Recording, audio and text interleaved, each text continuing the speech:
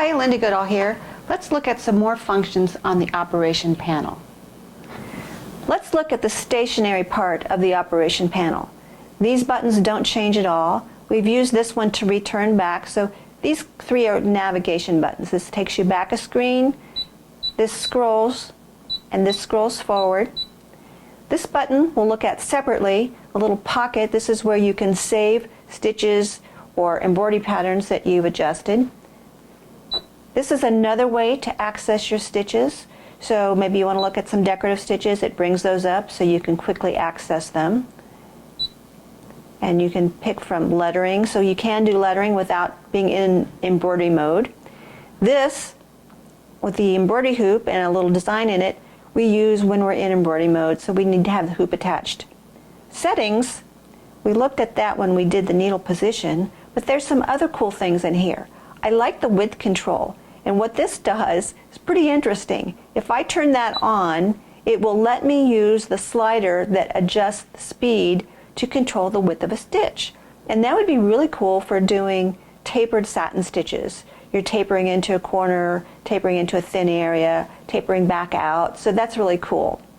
So some of these other ones, adjust your stitches. This is embroidery. Buzzer is good. It's actually a beepy noise. You've been hearing my machine beep. It will beep once to tell you that yes, it's acknowledged you. If I touch something that I shouldn't be doing, I'll get 2 beeps or multiple beeps. So you can leave that on. Maybe if you need to be quiet, you can turn it off. The opening, I've turned off, and what this is that opening animation on your screen. So by turning it off, I go right in to my normal settings and I don't have to touch it or do anything else. So this setting determines where the needle comes up when you initially turn on the machine, and so the default position is far left. If you want it to come up in the center, you just touch that, and that would be ideal if you're doing a lot of piecing for quilting, because generally you use a 1/4 inch piecing foot, and you can see that this has a single hole in the middle, and if you had your needle off to the left and started sewing when you turned on your machine, you would definitely break a needle. So you might want to change it to that. I'll change it back for now. I'm an English speaker, obviously, so I have it set to English. There are many, many other languages. You can control the brightness of your panel.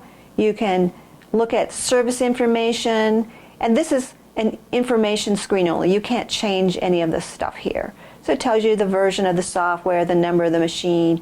This is the total count is the number of stitches I've embroidered, and I haven't embroidered any on this machine yet, and it's still fairly new, so I don't need any service.